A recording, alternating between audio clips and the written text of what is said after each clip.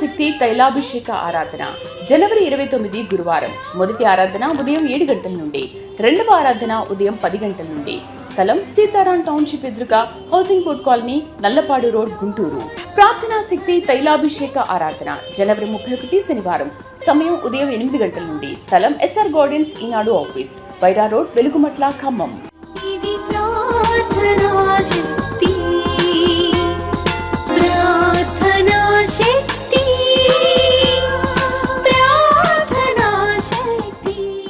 తాడేపల్లిగూడెం పరిసర ప్రాంత ప్రజలకు శుభవార్త.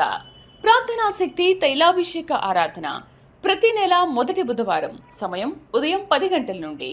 NK highway grounds, Autonagar, Gudem highway bypass road, Tadepalligudem. ప్రార్థనా శక్తి తైలాభిషేక ఆరాధన ప్రతి నెల మొదటి గురువారం. సమయం ఉదయం 10 గంటల నుంచి. స్థలం తూర్పుగోదావరి జిల్లా, అమలాపురం దగ్గర, ఉప్పలగుప్తంలో. ప్రార్థనా శక్తి తైలాభిషేక ఆరాధన ప్రతి నెల మొదటి శుక్రవారం.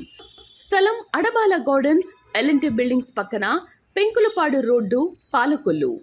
యేసయ్య నామములో మీకు వందనాలు తెలియపరుస్తూ ఉన్నాను. ప్రియులరా, ఈ దినము కొరకు దేవుడు సిద్ధపరిచిన వాగ్దానాన్ని మనం స్వాధీనపరచుకుందాం. పరిశుద్ధ గ్రంథంలో నుండి నిర్గమాకాండము 23వ అధ్యాయము 20వ వచనం ద్వారా ప్రభు మిమ్మల్ని దర్శిస్తూ ఉన్నాను. ఎగ్జడస్ చాప్టర్ 23 వర్స్ 20. ఇదిగో త్రోవలో నిన్ను కాపాడి నేను సిద్ధపరిచిన చోటుకు నిన్ను రప్పించుటకు ఒక దూతను నీకు ముందుగా పంపుచున్నాను.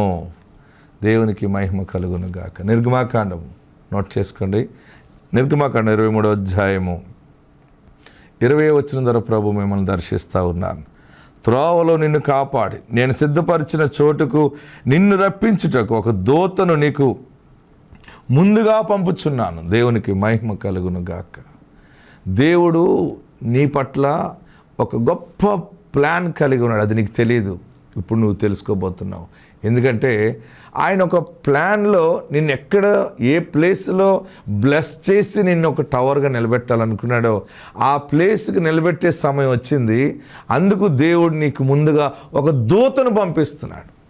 ఒక శుభవార్త వినబోతున్నావు. దేవుని దూత నిన్ను ముందుకు నడిపిస్తాడు.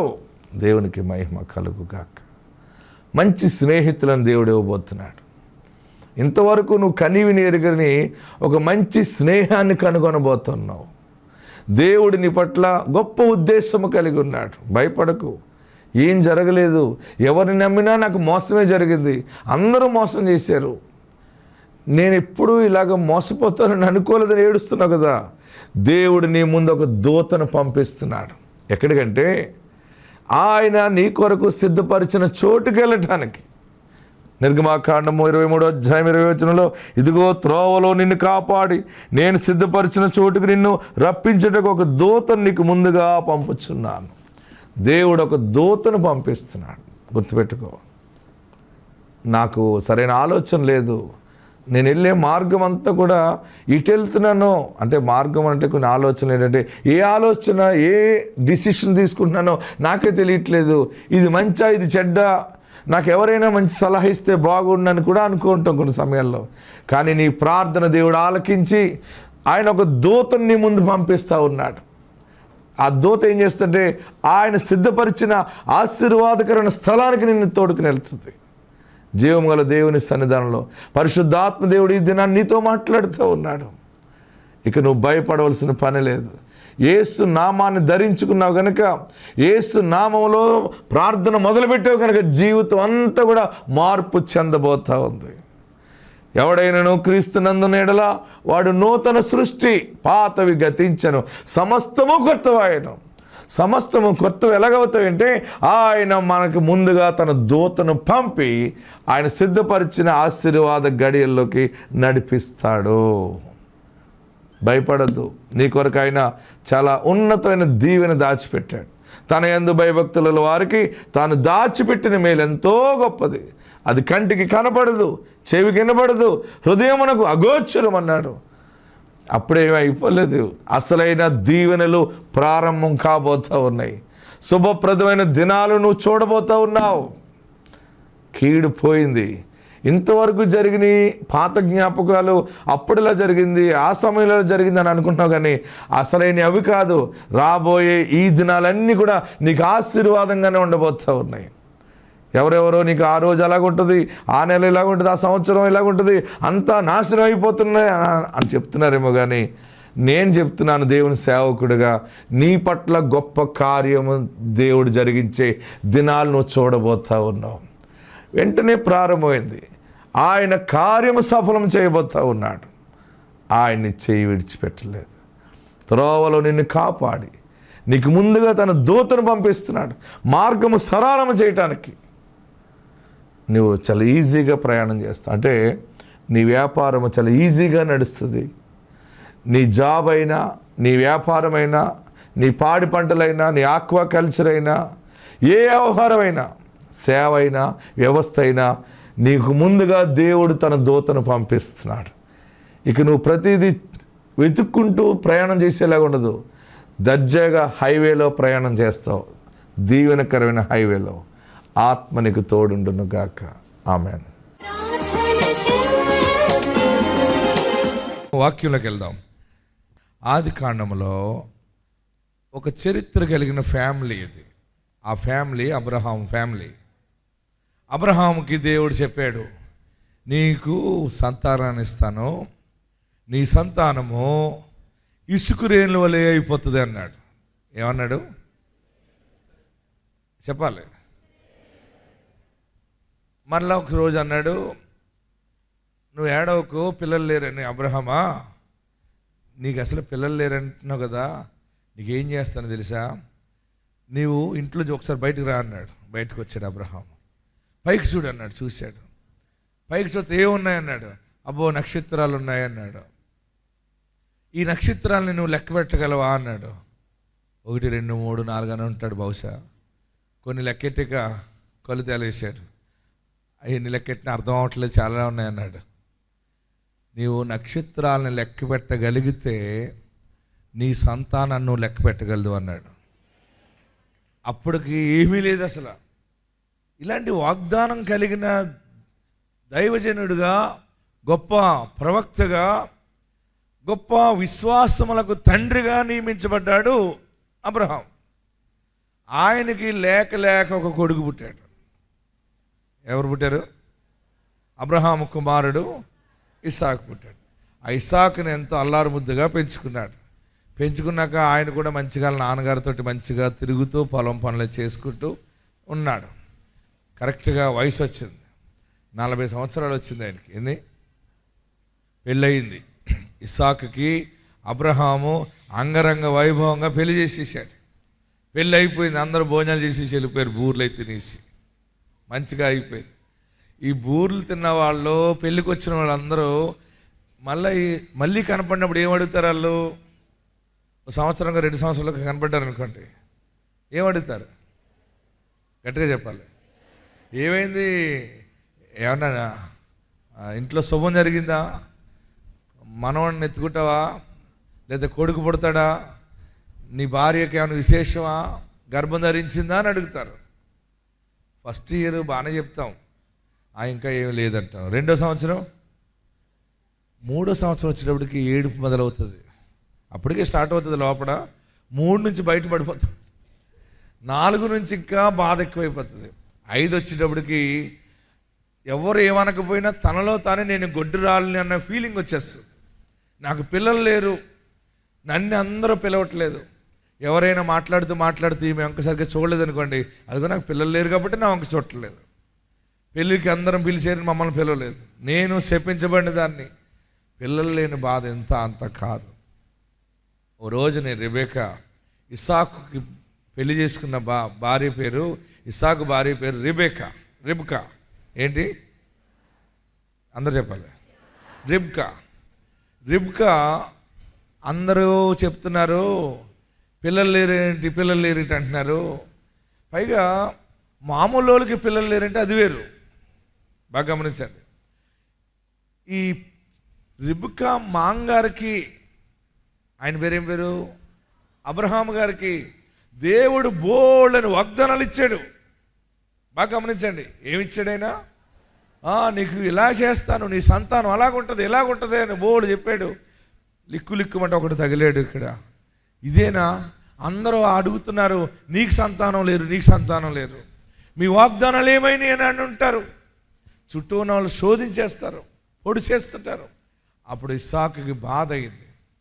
ప్రభువా, యెహోవా దేవా, పెళ్ళయింది, పిల్లలు పుట్టట్లేదేంటి? మా నాన్నగారికి నువ్వు ఎన్ని చెప్పావు, వాగ్దానాలు ఉన్నాయి అయ్యున్నాయని ఎలుగెత్తి బలంగా ప్రార్థన చేశాడు. చూడండి, ఇస్సాకు ప్రార్థన దేవుడు ఆలకించాడు. వాక్య భాగం చూడండి. నాకు ప్రార్థనలో దేవుడు ఎంత క్లియర్గా చూపించారంటే, ఈ మాటను మీకు బోధించమని పరిశుద్ధాత్ముడు చెప్పాడు. ఆదికాండం 25వ అధ్యాయం, ఆదికాండము చాప్టర్ 25 వర్స్ 21. ఎస్, ఇస్సాకు భార్య గొడ్రాలు గనుక అతడు ఆమె విషయమై గొడ్రాలు అనే మాట ఎంతకాలానికి వస్తుంది అనుకున్నాం మనం? చెప్పాలి. ఇప్పుడు అందరూ కూడా పెళ్ళైన సంవత్సరం పుట్టాలి, లేకపోతే ఇంకా పుట్టరమ్మా లేకపోతే అంటారు. 3-4 సంవత్సరాల తర్వాత పుట్టకపోతే 5 సంవత్సరాలు 7 సంవత్సరాలు దాటితే ఇంకా గొడ్రాలు అంటారు. 10 దాటితే సీనియర్ అంటారు. పెళ్ళిళ్ళకి పిలవరు, అక్షంతలు కూడా అయిన వాళ్ళ చేత చాలా మానసికంగా కృంగదీసేస్తారు. అయితే ఈ అవమానాలన్నీ తట్టుకోలేక, వాగ్దానాలు ఉన్నాయి కదా, ఎన్నో వాగ్దానాలు ఉన్నటువంటి కుటుంబం అది. దేవా, నా తండ్రికి వాగ్దానం చేసావు కదా, నాకెందుకు బిడ్డలు పుట్టలేదు? బిడ్డల్ని నీవివ్వగల దేవుడు, బిడ్డలనిచ్చే దేవుడు నీవే. నీవు నా భార్య గర్భాన్ని తెరవజేయి, నాకు సంతాన భాగ్యం దయచేయి అని ఎలుగెత్తి భర్త అయినటువంటి ఇస్సాకు ప్రార్థన చేశాడు. గట్టిగా హల్లెలూయా చెప్పండి, గట్టిగా హల్లెలూయా చెప్పండి. ఇస్సాకు ప్రార్థన గురించి ఆలోచిస్తే చాలా వాగ్దానాలు దేవుని ముందు పెట్టి చేశాడు. గర్భఫలం కొరకు ఎదురు చూస్తున్న వాళ్ళరా, మీరు మీ భర్తలు ప్రార్థన చేయాలి. ఎవరిని అడగాలి? చెప్పాలి. డాక్టర్లను అడిగితే కాదు. డాక్టర్లు ఏమంటారంటే, నీ అవయవాలు, నీ ఆరోగ్య పరిస్థితులు బాగుంటే బాగున్నాయి అంటారు, లేదంటే బాగోలేదంటారు. బాగున్నా కూడా పుట్టట్లేదంటే అతను ఏమంటాడంటే, అదేనేమో అన్నీ బాగానే ఉన్నాయి, మరి పుట్టట్లేదు, నేనేం చేయను అంటాడు. ఇంకేమంటాడంటే, అంతా దేవుని దయ అంటాడు. హల్లెలూయా. మన ఫీజు తీసేసుకుంటాడు ఆయన, మన డబ్బులు, మందులు, మెడికల్ షాప్ అన్నీ ఉంటాయి. లాస్ట్లో దేవుని దయ అంటాడు. అవేమి ఖర్చు పెట్టకుండానే దేవుని దయ ప్రార్థన ద్వారానే వస్తుంది. గట్టిగా హల్లెలూయా చెప్పండి. గర్భఫలాల కొరకు వచ్చిన వాళ్ళరా, మీకు ఏ ఫలము కావాలన్నా మీ యజమానుడు ప్రార్థించాలి. యజమానురాలుగా ఉన్న నీవు ప్రార్థించాలి. ప్రియులరా, ఇస్సాకు ప్రార్థన వాళ్ళ తండ్రికి దేవుడిచ్చిన వాగ్దానాన్ని పెట్టి ప్రార్థన చేశాడు. దేవా, నా తండ్రికి నువ్వేం చెప్పావు? ఆకాశంలో నక్షత్రాలను లెక్క పెట్టగలిగితే నీ సంతానాన్ని లెక్క పెడతారు ఎవరైనా? అంత ఆశీర్వాదము. ఇసుకరేణుల వల్లే ఉంటారన్నావు, ఏది బిడ్డలు లేరు, నా భార్య నన్ను శోధిస్తుంది, బాధ పెడుతుందని చేసి ఉండవచ్చు ఇస్సాకు. అప్పుడు దేవుడు ఇస్సాకు ప్రార్థన ఆలకించాడట. అక్కడ ఏమన్నాడు? అక్కడ 21వ వచనం అందరూ చదవాలి. ఇస్సాకు భార్య గొడ్రాలు గనుక అతడు ఆమె విషయమై యెహోవాను వేడుకొనెను. యెహోవా అతని ప్రార్థన వినెను గనుక అతని భార్య అయిన రెబ్కా గర్భవతి అయి ఉండెను. ఆమేన్. గర్భం రావటానికి వీళ్ళిద్దరూ ప్రార్థనా పరులే. ఎవరిద్దరుని? భార్య కూడా ప్రార్థనా పరురాలే.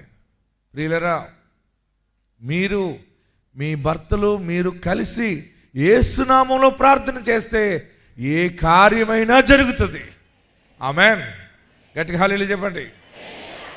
మీరు మీ భార్యలతో మాట్లాడాలి, మీ భర్తలతో మాట్లాడాలి. కొద్ది నిమిషాలు ఇద్దరం కలిసి మోకరిందాం. మనం ఎవరెవరినో అడగటం కాదు, పరమ తండ్రిని అడుగుదామని మీరు ప్రార్థన మొదలెడితే, మనం నమ్మిన దేవుడు ప్రార్థన ఆలకించు దేవుడు. హల్లెలూయా. ఇస్సాకు ప్రార్థన చేస్తున్నాడు. దేవా, నా తండ్రికి వాగ్దానం చేసావు, నువ్వు నమ్మదగిన దేవుడు కదా అని అడిగితే దేవుడు ఇస్సాకు ప్రార్థన ఆలకించి తన భార్యను ఆత్మ ద్వారా దర్శించాడు ఆయన. ఆమేన్. ఇస్సాకు ప్రార్థన చేసినప్పుడు భార్య అయిన రెబెకా గర్భవతి అయిందని ఉంది. ఇక్కడికి ఒక సెక్షన్ అనమాట, గుర్తుపెట్టుకోండి. భర్త ప్రార్థన చేశాడు, దేవుని దయ కోరుకున్నాడు, దేవుని దయ తన భార్య మీదకి వచ్చింది, ఆమె గర్భం ధరించింది. చూడండి, దేవుని ఆశీర్వాదాలు ఎలా ఉంటాయంటే అడిగినప్పుడు లేదని అడుగుతాము, ఇది కావాలి అది కావాలని అడుగుతాం, నువ్వు అడిగిన దానికంటే అత్యధికంగా దేవుడిస్తాడు. గట్టిగా హల్లెలూయా చెప్పండి. నా నాన్నగారికి నువ్వు వాగ్దానం చేసావు, వాగ్దానం చేసి నన్ను ఇచ్చావు, మళ్ళీ నాకు పిల్లలు లేరు, అందరికీ సమాధానం చెప్పలేకపోతున్నావు అని కూడా చేసి ఉండవచ్చు ఇస్సాకు. ఏదో మీ నాన్నగారు పెద్ద వాగ్దానాలు అంటాడు, వాక్యాలు అంటాడు, బలిపీఠాలు అన్నాడు, నీవున్నావు, నీకు సంతానం లేదంటే నేను ఎలాగ అవమానము భరించాలి. దేవుడు తన ప్రార్థన ఆలకించాడు. బహుశా నేను అనుకుంటాను, ఇస్సాకు ఒక్క బిడ్డని బాబు, ఒక్క బిడ్డని బాబు. అసలు లేనప్పుడు ఏమడుగుతాం మనం చెప్పాలి? ఇల్లు లేని వాళ్ళు ఏమడుగుతారంటే ఏమి ఇల్లు అడుగుతారు? ఒక్క బెడ్రూమ్ మంచిగా ఉంటే చాలు బాబు, 2 రూములు ఉంటే చాలు బాబు, ఒక బాత్రూమ్ ఉంటే చాలు బాబు. అది కట్టేగా తెలుస్తుంది, చుట్టాలు వస్తుంటే సరిపోవట్లేదు, మరి ఎవరికి ఇంకో 2 గదులు దాని పైన వేసుకుందాం. అసలు లేనప్పుడు ఒక్క బిడ్డ కావాలి. నేను అడుగుతాను, చాలామంది పిల్లల కొరకు వస్తారు కదా, మీకు ఏ పిల్లలు కావాలంట. వాళ్ళు మొత్తం నిరీక్షణ కోల్పోయిన వాళ్ళు ఏమంటారు, ఎవరైనా పర్వాలేదండి.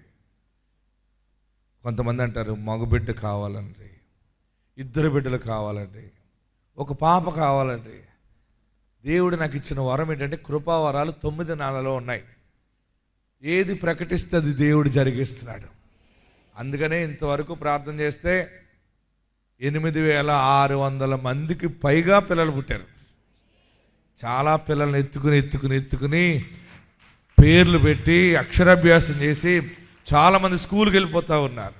హల్లెలూయా చెప్పండి, గట్టిగా హల్లెలూయా చెప్పండి. మీరు ప్రార్థన చేయాలి. ఇస్సాకు చేసిన ప్రార్థన దేవుడు ఆలకించి భార్యకి గర్భం ఇచ్చాడు. ఎలాంటి గర్భం వచ్చిందంటే ఆమె కడుపులో 2 పిల్లలు ఉన్నారు. చదవండి, అక్కడ ఏమన్నారు? ఈయన ప్రార్థన చేస్తే ఆమె పొట్టలో 2 బుడంకాయలు పడ్డాయి. పైగా ఒక ప్లస్ మైనస్ కూడా కాదు, 2 చాలా యోధులే, 2 మగపిల్లలే. దేవుని సన్నిధిలో మనం ఏది అడిగినా ఆయన 2 అంతలుగా ఇస్తాడు. ఇచ్చితే ఇవ్వటం మొదలు పెడితే ఎప్పుడైనా సరే ఆయన నీ జీవితంలో 2 అంతల ఆశీర్వాదాన్ని కుమ్మరిస్తాడు. మన ఆశీర్వాదాలు ఎవరో ఇస్తే వచ్చేవి కాదు, ప్రార్థన ద్వారా వస్తాయి. అది ప్రార్థన ద్వారా స్థిరపరచబడతాయి. ఆమేన్, హల్లెలూయా. కొంచెం ఆలస్యమైనా కానీ అది 2 అంతలుగా వస్తుంది, అది జీవముతో వస్తుంది. ఇస్సాకు ప్రార్థన చేస్తే దేవుడు ఆలకించాడు. ఆలకించి భార్య గర్భం తెరిచాడు. ఆ గర్భంలో పైగా కుదురుగా లేరు. ఎలాంటి వాళ్ళని ఇస్తాడంటే అయినా చాలా యాక్టివ్ వాళ్ళని ఇస్తాడు. మొన్న ఒక ఆమె అంటుంది, పాస్టర్ గారు ఈ పిల్ల అల్లరి చేసేస్తుందండి అంది. నేనన్నా ఆ పిల్ల తల్లి ఎవరన్నాను, నేనేనండి అంతే. నీ నుంచి వచ్చింది, నీ అల్లరే పిల్లకి వచ్చింది అన్నాను. నేను చిన్నప్పుడు చేసేదాన్ని కానీ ఇప్పుడు చేయట్లేదు పాస్టర్ గారు అంతే. అప్పుడు ఇది చిన్నప్పుడే చేస్తుంది, ఇది ప్రార్థనలో వచ్చింది కాబట్టి ఇంకా ఎక్కువ అల్లరి చేస్తుంది. ఎందుకంటే ఆ యాక్టివ్నెస్ ఉంటుంది అనమాట. ఆమేన్. ప్రార్థన ద్వారా వచ్చే పిల్లలు చాలా బలముగా ఉంటారు. నేను ప్రార్థన చేస్తున్నాను, మన ప్రార్థనా శక్తి ద్వారా పుట్టిన పిల్లల్లో చాలామంది రాష్ట్రాన్ని దేశాన్ని పాలించే నాయకులు రాబోతూ ఉన్నారు, గొప్ప మిషనరీలు రాబోతూ ఉన్నారు. మన బిడ్డలు ఆస్తికర్తలుగా ఉండబోతున్నారు, రాజ్యాలని పాలించేవారుగా ఉండబోతున్నారు. మరి ఆయన ప్రార్థన చేసేడు దేవుడు ఆలకిస్తే భార్యకి గర్భం వచ్చింది. గర్భములో శిశువులు చూడండి, వాళ్ళు ఇంకా బయటికి రాకముందే లోపల ఫైటింగ్ మొదలెట్టారు. వాళ్ళు పెనుగులు ఆడుతున్నారు. ఏంటి వాళ్ళ గొడవ అంటే, వాళ్ళ బాధ అంతా ఏంటంటే నేను ముందు వెళ్తానంటే నేను ముందు వెళ్తానని. ఒకడు అన్నాడు, నువ్వు బయటకు రాకపోయి నువ్వు వెనక్కుండి అంటాడు. లేదు లేదు నేను వెళ్తానని. చివరికి వాళ్ళిద్దరూ కలిసి పెద్ద ఆయన ఎరుబాగులోడు, ఎవరు ముందు వెళ్ళాలో ఆయన నిర్ణయిస్తాడు కదరా, ఆయన చేస్తాడే, అలాగని నువ్వు ముందెళ్ళిపోక ఆగు అన్నాడు వెనక్కి. ఎంత కొంచెం వ్యాఖ్యానం చూస్తే విచిత్రంగా ఉంటుంది. ఇద్దరు కవల పిల్లలు, ఇద్దరు దెబ్బలాడుకుంటుంటే ఈ బాధ ఎవరు భరిస్తారు చెప్పాలి? వాళ్ళ సంచిలో గుద్దుకుంటుంటే ఈ సంచిని మోసే తల్లి రెబెకా, బాబోయ్ నేను పడలేకపోతున్నాను ఈ బాధ తోటి. ఆమె ప్రార్థన మొదలెట్టింది. ఎవరు ప్రార్థన మొదలెట్టారు? ముందు పిల్లలు లేరని ఏడ్చింది ప్రార్థన. భర్త ప్రార్థన చేసాడు, ఈమె ప్రార్థన చేసింది. ఈమెకి గర్భం వచ్చింది.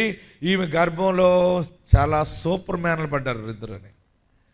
ఇద్దరు మగవాళ్ళే, ఇద్దరు అల్లరోళ్ళే. చూడండి, అప్పుడు వీళ్ళిద్దరు గుద్దుకుంటుంటే, గొడవలు ఆడుకుంటుంటుంటే ఆ తల్లి నాకు ప్రాణం కుదురించట్లేదు వీళ్ళని, దేవా నా వల్ల కాదు బాబు వీళ్ళని కనటం, నేను బ్రతకాలని కూడా నాకు లేదు, నాకు మనసు నెమ్మది లేదు బాబు అని ఏడ్చింది. అందరు చదవండి అక్కడ ఎంత చక్కగా మాట్లాడుతుందో చూడండి. 22వ వచనం అందరూ చదవాలి. ఆమె గర్భములో శిశువులు ఒకరితో ఒకడు పెనుగులాడిరు గనుక, ఆమె ఇలాగైతే వాళ్ళు పెనుగులాడుతున్నప్పుడు వచ్చింది ప్రార్థన, దేవా ఇలా గొడవలు ఆడేసుకుంటే నేను బ్రతుకుట ఎందుకు అనుకున్నదట. ఆమేన్, హల్లెలూయా. ఎవరిని అడుగుతుందామే? ఒకరితో ఒకడు పెనుగులాడిరి గనుక ఆమె ఇలాగైతే నేను బ్రతుకుట ఎందుకని అనుకుని ఈ విషయమై యెహోవాను అడగ వెళ్ళెను. వెళితే అప్పుడు దేవుడు జవాబిచ్చాడు ఆమె ప్రార్థనకి. ఏమన్నాడు? అప్పుడు యెహోవా ఆమెతో ఇట్లా, నేను ఓయ్ హలో అడిగేవి కనుక చెబుతున్నాను, లేరు లేరని గోల గోల గోలెట్టావు కదా, రెండిచ్చాను నీకు, 2 జనములు. ఎస్, అందరు చెప్పండి, 2 జనములు నీ గర్భములో 2 జనములున్నారు. రెబెకా ఒక బిడ్డ పుడతాడు ఏదో నొప్పి వస్తుందని అనుకోకు, ఇద్దరు చాలా బలమైన వాళ్ళు ఉన్నారు లోపల. హల్లెలూయా చెప్పండి, గట్టిగా హల్లెలూయా చెప్పండి. నీ గర్భములో ఇద్దరు ఉన్నారు, 2 జనములు ఉన్నాయి. ఎవరి కడుపులోంచి? ఎవరు చెప్తున్నారు ఈ మాట? ఎవరికి చెప్తున్నారు? రెబెకా పిల్లలు లేరో లేరో లేరో అని ఏడ్చే వాళ్ళకి చెప్తాడైనా, భరించు భరించు, అడిగేవు కనుక ఇచ్చి పాడేశాను భరించు అంటాడు. అంతే. డబ్బులైనా అలాగ వచ్చి పడిపోతాయి, ఇల్లు అయినా అలాగ వచ్చి పడిపోతాయి, ఆస్తి అయినా వచ్చి పడిపోతుంది, ఆరోగ్యం వచ్చి పడిపోతుంది, గర్భఫలం వచ్చేస్తుంది. ఏది వచ్చినా దేవుని సన్నిధిలో ఏది అడిగినా 2 దేవుడు అనుగ్రహించుచున్నాడు. నమ్మిన వారందరూ గట్టిగా చేతుల పైకెత్తి చప్పట్లు కొట్టి, లేవు లేవు అంటావు కదా, 2 దీవెన వస్తుంది, 2 జనములు వస్తారు. అందరూ లేచి నిలబడదాం, ఎక్కడున్న వారు అక్కడ లేచి నిలబడదాం. 2 దీవెన. ప్రార్థిస్తున్నావా?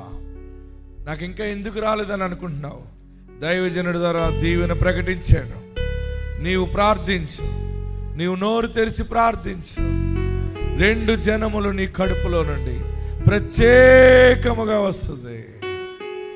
ఎక్కడున్న వారు అక్కడ లేచి నిలబడి 2 చేతులు ఆకాశం వైపు చాపి, ఈరోజు నీ సేవకుడి ద్వారా నాతో మాట్లాడావు, ఈ ఆశీర్వాదాలు నాకు దాచిపెట్టావు బాబు, ఈ నెలలో ప్రకటించావు, దాన్ని స్థిరపరచని బిడ్డలు లేరని ఏడుస్తున్నావా?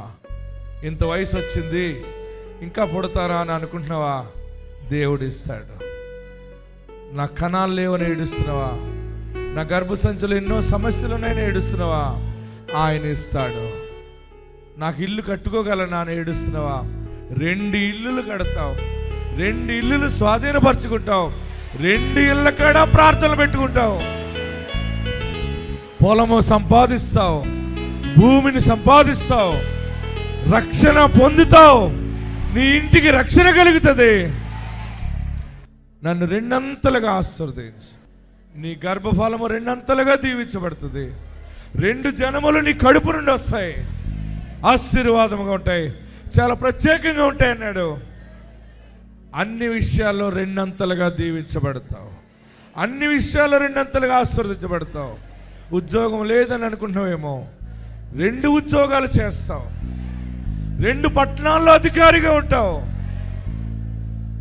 ఎక్కడ అవమానంతో నలిగిపోతున్నావో, ఎక్కడ లేమితో బాధపడుతున్నావో అక్కడే దేవుని సాక్షిగా ఉండబోతున్నావు. మీ దాంపత్యములో దేవుని మహిమ రాబోతా ఉంది, మీ దాంపత్యంలో దేవుని సన్నిధి రాబోతా ఉంది. పరిశుద్ధాత్మ శక్తి ద్వారా గర్భఫలము కలిగి బిడ్డను ఎత్తుకుని సాక్ష్యము చెప్పబోతున్నావు. ఎందుకో విశ్వాసంగా ఉంటున్నావు, ఎందుకో విశ్వాసంగా ఉంటున్నావు. ఆయన బలమైన వాడు, ఆయన జీవము కలిగిన వాడు, యేసు నమ్మదగిన వాడు. నా పాపాలు క్షమించేసి, నన్ను పరిశుద్ధపరిచేసి, నన్ను బాగు చేసే, నీ అభిషేకము నాకు దయచేయు. అందరూ ప్రార్థన చేయండి, అందరూ ప్రార్థన చేయండి. నీ రక్షణ దయచే, నీ బిడ్డగా స్వీకరించు. నీ సన్నిధిలో నాకు చోటి, పరలోక భాగ్యం నాకు కావాలి. నీతిమంతులుగా నన్ను తీర్చిదిద్దు. హల్లెలూయా. ప్రార్థన చేయండి, అందరూ యేసు నామములో ప్రార్థన చేయండి.